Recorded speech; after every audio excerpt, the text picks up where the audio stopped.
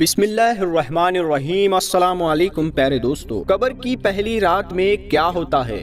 اکثر ہمارے بھائی اور ہماری بہنیں یہ سوال کرتے رہتے ہیں کہ آخر مردے کو جب دفن کر دیتے ہیں تو پہلی رات اس کے ساتھ کیا معاملہ پیش آتا ہے؟ قبر کی پہلی رات کیا ہوتا ہے؟ کیا قبر میں جانے والے ہر انسان کے اوپر عذاب ہوتا ہے؟ اور کیوں شیطان کسی گنہگار کے انتقال پر خوش ہوتا ہے؟ یہی سب کچھ جاننے کے لیے آج کی اس ویڈیو کو پورا ضرور دیکھیں۔ اللہ پاک سے دعا ہے کہ اے اللہ پاک، اس ویڈیو کو جتنے بھی مسلمان دیکھ رہے ہیں ان سب کے گناہوں کو معاف فرما اور ہر مسلمان کو نیک اعمال کرنے کی توفیق عطا فرما، آمین اللہم آمین۔ دوستو کمنٹ باکس میں آمین ضرور لکھے، کیا پتا کس کا لکھا آمین کب قبول ہو جائے۔ میرے دوستو، جب ایک نیک اور اللہ کے فرما بردار بندے کا انتقال ہوتا ہے، اس کے بعد جب اس کی لاش کو قبر میں رکھا جاتا ہے تو اس کی نماز اس کے دائیں طرف آ کر کھڑی ہو جاتی ہے، اس کا روزہ اس کے بائیں طرف آ کر کھڑا ہو جاتا ہے۔ اس نے جو اللہ کا ذکر کیا ہے اور قرآن پاک کی تلاوت کی ہے وہ اس کے سر کے اوپر کی طرف کھڑے ہو جاتے ہیں، اور جماعت کی نماز کو جو قدم چلے ہیں وہ مردے کے پاؤں کی طرف کھڑے ہو جاتے ہیں، اور اس نے پریشانیوں پر گناہوں سے صبر کیا وہ اس کی قبر میں ایک طرف کھڑے ہو جاتے ہیں۔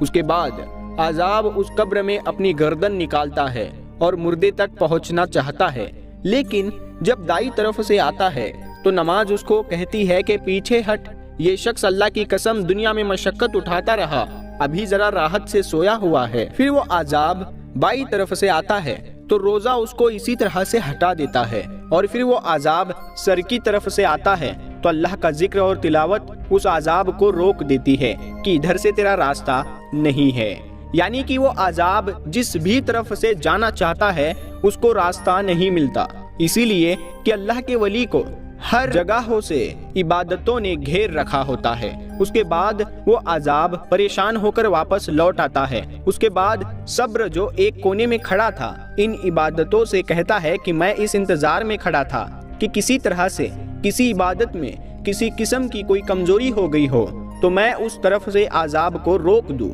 مگر اللہ کے فضل و کرم سے تم نے مل کر اس کو دفع کر دیا۔ اب میں اعمال تولنے کے ترازو کے وقت اس کے کام آؤں گا۔ اس کے بعد دو فرشتے اس مردے کے پاس آتے ہیں جن کی آنکھیں بجلی کی طرح چمکتی ہے اور آواز بادلوں کی خونخوار گرج کی طرح ہوتی ہے، اور دانت سنگوں کی طرح ہوتے ہیں۔ ان کے منہ سے سانس کے ساتھ آگ کی لپٹیں نکلتی ہیں۔ ان فرشتوں کے بال اتنے بڑے ہیں کہ پاؤں تک لٹکے ہوئے ہوتے ہیں۔ ان کے ایک کندھے سے دوسرے کندھے تک اتنا فاصلہ ہے کہ کئی دنوں تک چل کر پورا ہو۔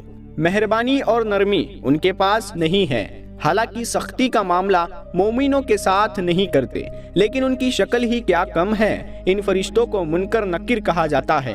ان میں سے ہر ایک کے ہاتھ میں ایک بڑا سا اور ایک بہت بھاری ہتھوڑا ہوتا ہے، اور اس ہتھوڑے کو ساری دنیا کے انسان اور جنات مل کر اٹھائیں گے تو ان سے وہ ہتھوڑا اٹھ نہ سکے گا۔ وہ آ کر مردے سے کہتے ہیں کہ بیٹھ جا۔ مردہ ایک دم بیٹھ جاتا ہے اور کفن اس کے سر کے نیچے سرین تک آ جاتا ہے۔ وہ فرشتے سوال کرتے ہیں کہ تیرا رب کون ہے، تیرا مذہب کیا ہے، تیرے نبی کا نام کیا ہے؟ تو مردہ کہتا ہے کہ میرا رب اللہ ہے، میرا دین اسلام ہے، میرے نبی محمد صلی اللہ تعالی علیہ وسلم ہے۔ وہ دونوں کہتے ہیں تو نے صحیح کہا۔ اس کے بعد وہ قبر کی دیواروں کو سب طرف سے ہٹا دیتے ہیں، جس سے وہ اوپر سے اور چاروں طرف سے دائیں بائیں سرہانے اور پاؤں کی طرف اس کی قبر بڑی ہو جاتی ہے۔ اس کے بعد وہ کہتے ہیں کہ اوپر سر اٹھاؤ۔ مردہ جب سر اٹھاتا ہے تو اس کو ایک دروازہ نظر آتا ہے جس میں سے اسے جنت نظر آتی ہے۔ وہ فرشتے کہتے ہیں کہ اے اللہ کے ولی، وہ جگہ تمہارے رہنے کی ہے اس وجہ سے کہ تم نے اللہ تعالیٰ کی اطاعت کی ہے۔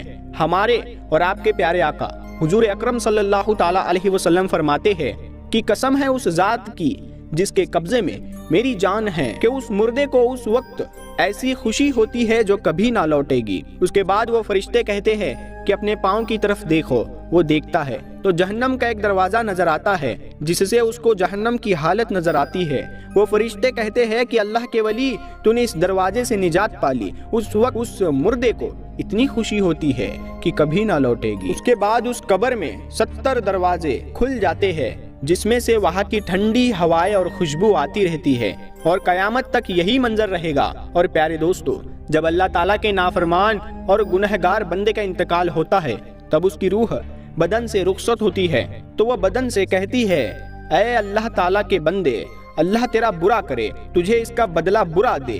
तू मुझे अल्लाह की नाफरमानी में जल्दी से ले जाता था और उसकी इताअत में सुस्ती करता था, तू खुद भी हलाक होगा और मुझे भी हलाक किया। और यही सब कुछ बदन रूह से कहता है। और जमीन के वो हिस्से जिन पर वो गुनाह किया करता था उस मुर्दे पर लानत करते हैं और शैतान के लश्कर दौड़ते हुए अपने सरदार इब्लिस के पास जाकर खुशखबरी सुनाते हैं कि एक आदमी को जहन्नम तक पहुंचा दिया। फिर उसे कब्र में रखा जाता है तो जमीन उस पर इतनी तंग हो जाती है कि उसकी पसलियां एक दूसरे में धंस जाती है। फिर उस पर काले सांप मुसल्लत हो जाते हैं जो उसके नाक और पाँव के अंगूठे काटना शुरू कर देते हैं, यहाँ तक के दरमियान में दोनों तरफ से सांप आकर मिल जाते हैं। और वो दो फरिश्ते जिनका नाम मुनकर नकीर है वो आते हैं और उससे पूछते हैं कि तेरा रब कौन है, तेरा दीन क्या है, तेरे नबी कौन है। दोस्तों, इस सवाल के जवाब में वो मुर्दा ला इल्मी जाहिर करता है।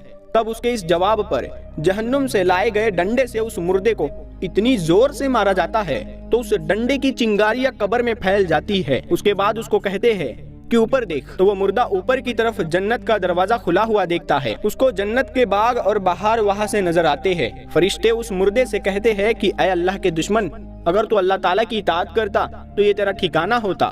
हुजूर अकरम सल्लल्लाहु ताला अलैहि वसल्लम फरमाते हैं कि उस जात की कसम जिसके कब्जे में मेरी जान है कि उसको उस वक्त ऐसी हसरत होती है कि ऐसी हसरत कभी ना होगी। उसके बाद दोज़ख का दरवाजा खोला जाता है और वो फरिश्ते कहते हैं कि अल्लाह के दुश्मन, अब तेरा यह ठिकाना है, इसीलिए क्योंकि तूने अल्लाह ताला की नाफरमानी की। इसके बाद 70 दरवाजे जहन्नम के उसकी कब्र में खोल दिए जाते हैं जिसमें से कयामत तक गर्म हवा, धुआं वगैरह आता रहेगा।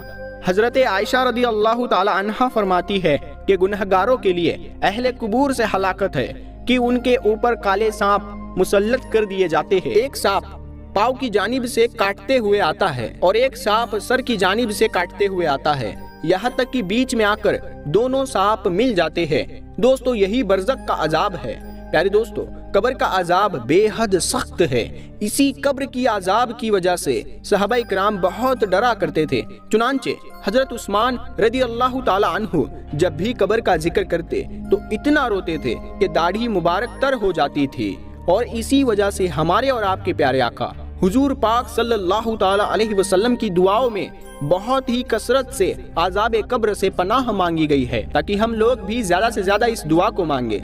प्यारे दोस्तों, इसी वजह से हुजूर पाक सल्लल्लाहु ताला अलैहि वसल्लम का इरशाद है कि तुम खौफ की वजह से मुर्दों को दफन करना छोड़ दोगे, वरना मैं अल्लाह ताला से दुआ करता कि तुम्हें आज़ाब कब्र सुना दे। प्यारे दोस्तों, याद रहे, आज़ाब कब्र इंसानों और जिन्नातों के अलावा हर मखलूक सुनती है।